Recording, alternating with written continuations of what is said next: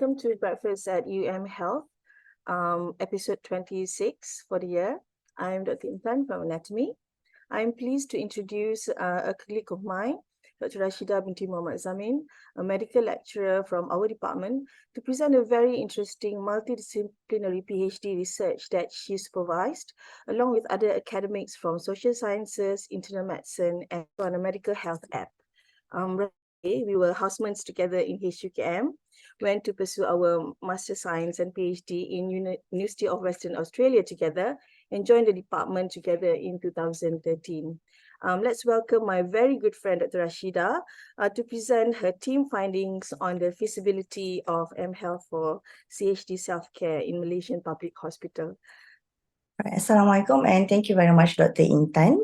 So the topic of my presentation today is the feasibility of mHealth in coronary heart disease or CHD patients self-care in Malaysian public hospitals.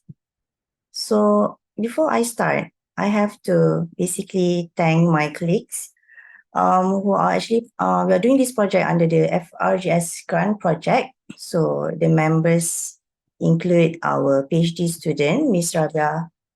Rabia Adawiyah binti Abu Seman. She's from the Department of Media and Communication Studies, Faculty of Arts and Social Sciences. And she's supervised by Associate Prof. Dr. Muhammad Azalan Shah, Muhammad Said from the same faculty and Department of Media and Communication Studies. And she's also supervised by our colleagues, cardiologist, Associate Prof. Dr. Ahmad Shadi Mahmud Zuhdi from Department of Medicine, and Dr. Azmin Azliza Aziz from Department of Decision Science, Faculty of Business and Economics. And I myself is from Department of Anatomy, Faculty of Medicine. So we basically have presented part of our research prototype, an instrument that we use in our data collection in a Malaysian Technology Expo, MTE. So it's assisted by Ms. Rasheeda Atifa as well, our research assistant. So I'm going to share a short video from here. Heart disease is the #1 killer in the world and also in Malaysia, and specifically is coronary heart disease. The treatment for this disease is expensive, so hence why we have a lot of patients from low income to middle income group flocking the public hospitals. So this is the reason why we come up with a mobile health application called CHD self-care. Did you know that British Heart Foundation has reported that there has been almost 5,000 excessive deaths among heart patients between March to mid-October 2020?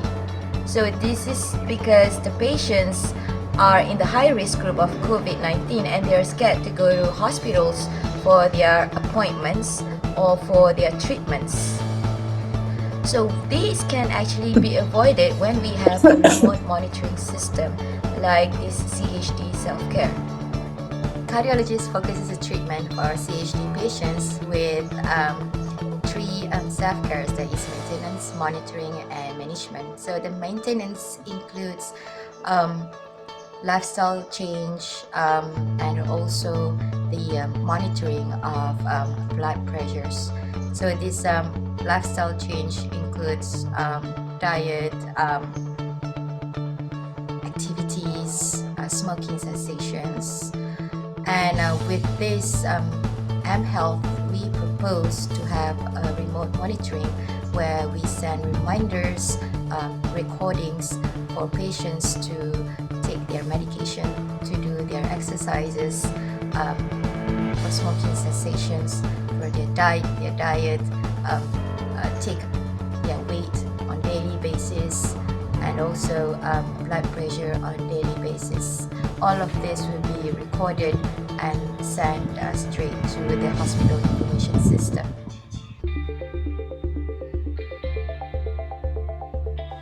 Do you know that a number of people around us has coronary heart disease? It is the #1 killer in the world. In Malaysia alone, 50 people die from it every day. And as we know, most people go to public hospitals. So what is going on in the healthcare industry? We have increasing annual budget for health, improvement of technology in medical, rehabilitation and treatment, improvement of knowledge about coronary heart disease, yet the statistics keep increasing. There are other underlying issues surrounding this lifestyle disease. 1. Cognitive, that is negative attitude, low memory, motivation, and confidence. 2. Depression. 3. Limited health literacy. 4. Technical, long appointment intervals due to low ratio of specialists to the patients. 5.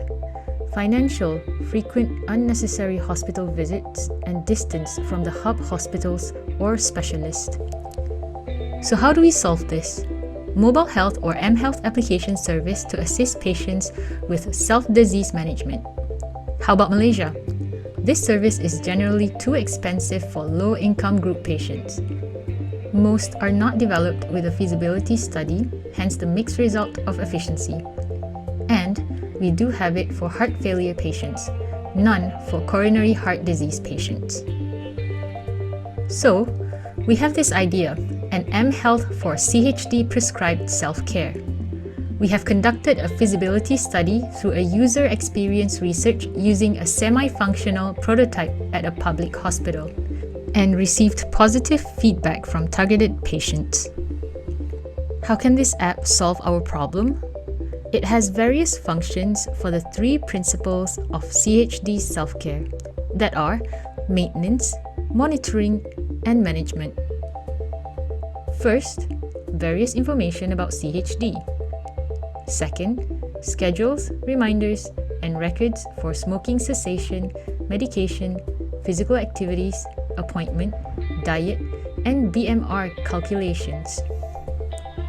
Third, personal medical record database and info on symptoms. Fourth, map to hospitals, directory of cardiologists and hospitals, an emergency button to call an emergency number from the phone. Issue with depression, self-confidence and attitude? Using Messenger or forum, patients can socialize with other patients. This works like an anonymous group. Financial, visits and distance from the hospital are solved with daily records for remote monitoring. This mHealth project is a collaboration project with the cardiology unit at UMMC, and then it has also been funded by FRGS, Ministry of Education. We have submitted our copyright requests to University Malaya. A feasibility study has been conducted on 800 CHD patients at UMMC, where we have received really good results from there. We did a user experience research with semi-functional prototype, and we have also published the result of this research recently. Similar study will be done on 1,000 more CHD patients at Serdang Hospital and Penang Hospital, where we have also obtained ethics approval by Ministry of Health. So previously at UMMC, we have obtained ethics approval by UMMC Medical Board. All right. Okay, so I hope you had a clear summary of what we have been doing, basically. So I will continue with the importance of the study. So why we choose CHD, as this disease remains the highest mortality globally, and also in our country it's on the rising trend. So up to 163% has been raised on the CHD mortality in Malaysia, and CVD costs 2.9 billion productivity loss and nearly 60 billion disease burden by 2020. So the increased imbalance ratio patients and the long waiting times due to overcrowded public hospitals. So you can see the distribution of cardiologists in Malaysia. Only 17% is actually, we can see them in public hospitals, but the rest mainly diverted to the private care. And the ratio of cardiologists to 1 million population, if you compare Malaysia, there's only 9 specialists per million population while the US have up to 4,000 plus specialists to per million population ratio. So the Europe countries and China also they are way ahead of us, okay, in terms of provider or the specialist distribution. So basically, we can see that there is a supply and demand dilemma due to the aging population itself and the highest CHD stats or statistics with highest mortality. And there's healthcare inflation, and it's a financial burden to our country as well, okay, with low bed to hospital ratio and specialist ratio. So the main problem is we can see that there's a provider-patient communication gap. So there's a missing interaction between the two parties, mainly the health provider or the specialist with the patient itself. So this result in the depreciation of self-care in important areas such as compliance to medication regimen, self-monitoring of symptoms, and lifestyle behavior changes such as exercise, diet, and smoking cessation. So these are all the imperative, basically mode of self-care. So person-centered care or PECC, we also call it self-care, depression can cause exacerbations of heart failure symptoms resulting in hospital readmissions which may be avoided through patient self-care. So we can see that PECC is actually part of our government's plan. The latest strategic framework of medical program by MOH have mentioned that there's a need to close the gap. So we see that there is actually limited published literature concerning CHD itself in relation to mHealth, patient empowerment, and user experience research in the Malaysian context. So what is mHealth? Is a mobile health or the use of mobile wireless technologies for health as defined by the World Health Organization in 2018. So mHealth helps to, is supposed to be the proposed tool for prescribed self-care among CHD disease as it may serve the purpose of closing the communication gap between a healthcare provider and patient in a patient or person-centric healthcare delivery. So basically, this is the literature from the Malaysian healthcare reform. As what we can see in the past, we have started to have corporatization and privatization on our health deliveries. Okay, but the main issue here, the government is moving towards person-centered care. If you can see on the far end of this slide, we are moving towards empowerment of the patient by improving the communication gap. So we developed this prototype mHealth, okay, to study the efficiency or efficacy of this use, okay, in our healthcare delivery. So this study is based on a conceptual framework which explains the importance of perceived usefulness of mHealth to create a positive attitude towards prescribed self-care, because we are going towards patient empowerment. So you can see that the framework consists of perceived usefulness of the device or mHealth mobile health app and perceived ease of use, and there's also perceived risk. Perceived risk may affect the self-efficacy or patient empowerment negatively, but we're going to see how does these factors contributes towards the efficacy of using prescribed self-care using mHealth. So the research evaluate the mHealth acceptance for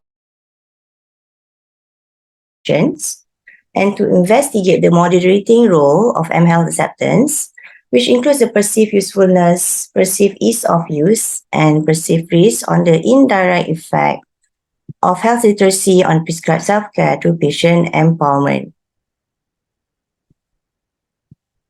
The third one, to investigate the mediating role of patient empowerment, which includes attitude, self-efficacy, and social influence. These are basically components of the social and behavioral communication part on the relationship between health literacy and prescribed self-care. So the aim of this study is to propose a prediction model of the effectiveness of mHealth acceptance for empowering patients to engage in prescribed self-care. So the methods include, initially it started with multi-stage sampling. We chose a hospital from the cluster of MySTEMI Hub Hospital. So UMMC is chosen as it has the biggest number of heart patients in the Central Peninsula Malaysia.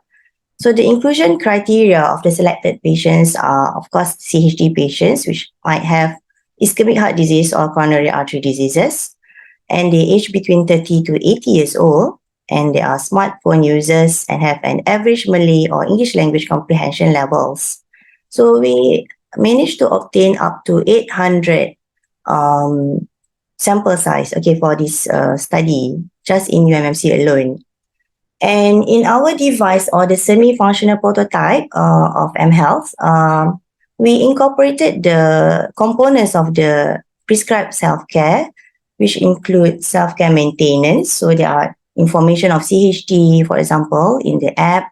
And they are also part of self-care monitoring, which includes daily check for blood pressure or maybe sugar and daily weight check and BMR calculation. And there's also a component of self-care management in case that the patient may need to go to the nearest hospital. There will be directory of cardiologists and hospitals. And ideally, all the medical records should be installed in this app as well. So if the patient is traveling, for example, if they were a patient of UMMC, if they are in Langkawi, they might still have their information with them if needed urgently. So the research methodology basically includes a data collection by staff-administrated questionnaire or self-administrated questionnaire where the patient initially was screened through an interview to match the inclusion and exclusion criteria. And we ask consent for the participant to participate basically in the survey. And the participant is actually given a smartphone with installed semi-functional prototype of the CHD prescribed self-care apps and brief about the functions and how the functions can help them. So they can actually test the model or semi-functional prototype up to 1 hour.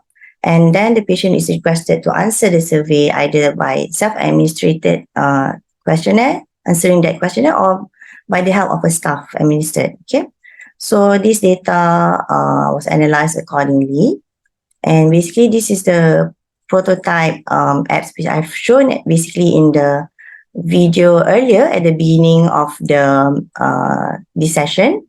So you can see this is the main screen. There's a menu with all the relevant component. This is the type of forum which the patient can participate in. And basically, you have seen the context of this semi-functional prototype because we want to help the patient to have this user.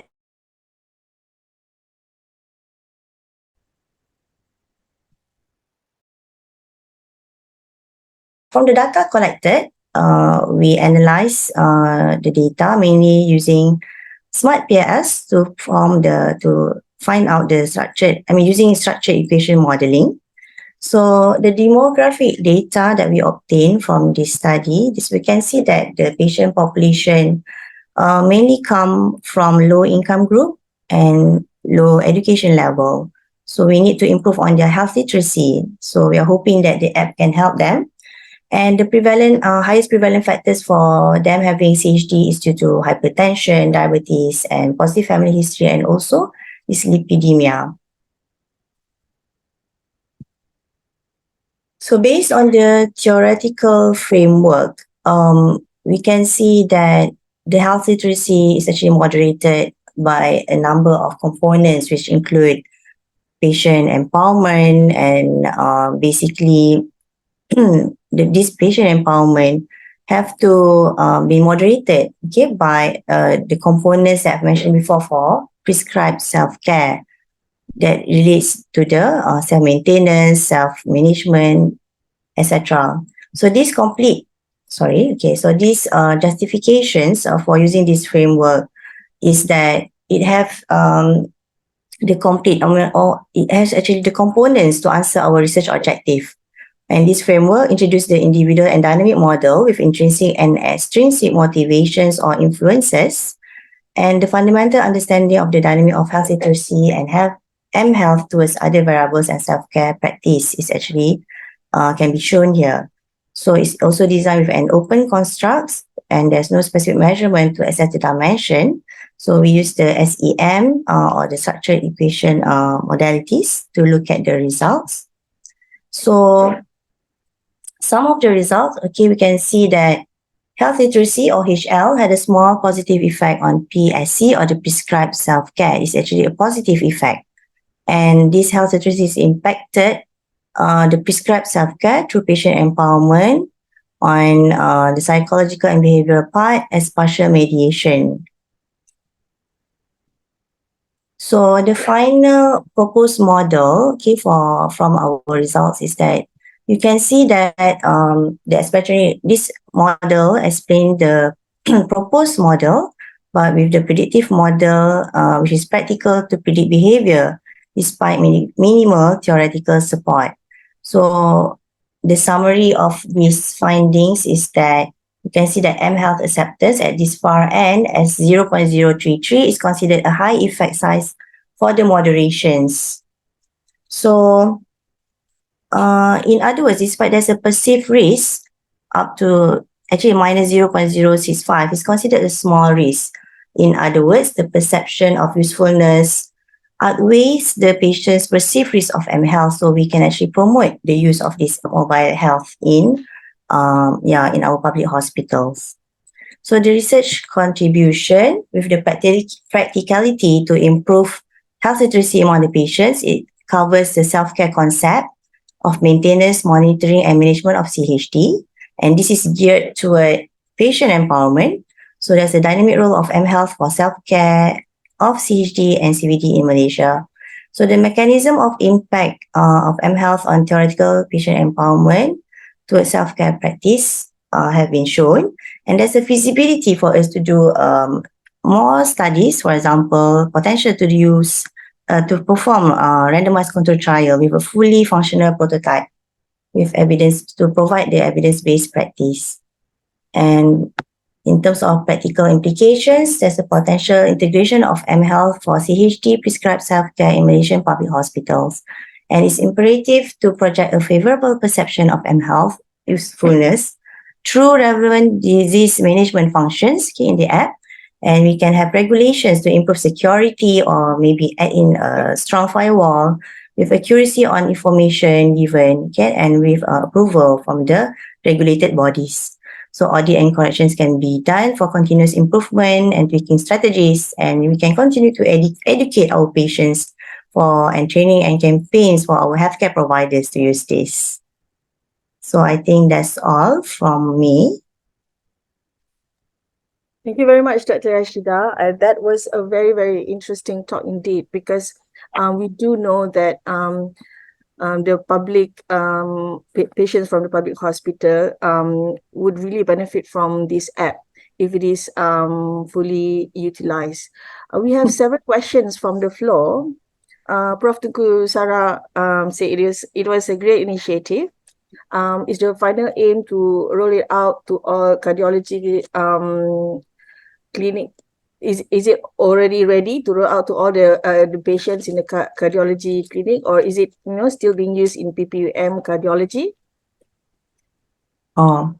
Okay. This is actually just a study on the behavioral feedback from the patient. It have not been actually run out as a fully functional prototype.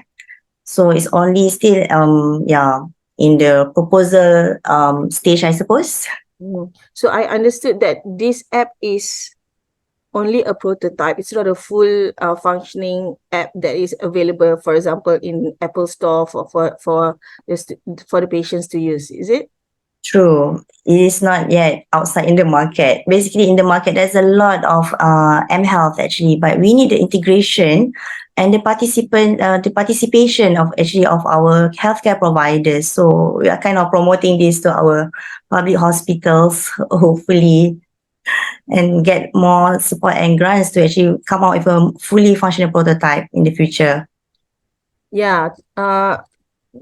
within the app, Prof. Tengku Sarah wanted to know, is there any nutritional advice given as well? Because she noticed that even in the PPUM, there are some trans fats being given to patient in CCU. Wow. We can actually incorporate that in our future fully functional prototype. Yeah, it needs a lot of collaboration work, okay, to make this successful invention, hopefully. Yeah. So there's another question from anonymous. Is it possible to add modules to mHealth in order that other patient groups may potentially benefit? And how much does it cost to develop it? And who is the contact person? I think this person is really interested in the app. I suppose we have to discuss that on the behind the scene. But basically, yeah, it does cost a lot of a number of money. Even our grant reached up to 100,000 to come out with the prototype and to set up the website because we need a cloud system to store the patient's data, etc. So yeah, but this has been done also in some private hospitals such as Columbia Asia. So yeah, it is actually possible to come out, and I'm sure there are a number of vendors outside there that can actually help us with this plan actually. So I can see that probably your main hassle to continue with this full-fledged usage of this app probably is to integrate it with the whole data in the public hospitals, and that requires a lot of money. True, and we also need like a proper collaboration, like MOU sign, because it involves patient data, etc. So, but yeah, of course, in the future, we hope that this can be be implemented for the benefit of our students themselves. Prof. Tengku Sarah also asked, how the anatomy department get involved with this? It's superb. I suppose my part started with educating on the education, right? Like I'm like a middle person here, which gather the social science from arts and social science people and meet them up with our cardiologist of CHD, and yeah, we kind of collaborated well.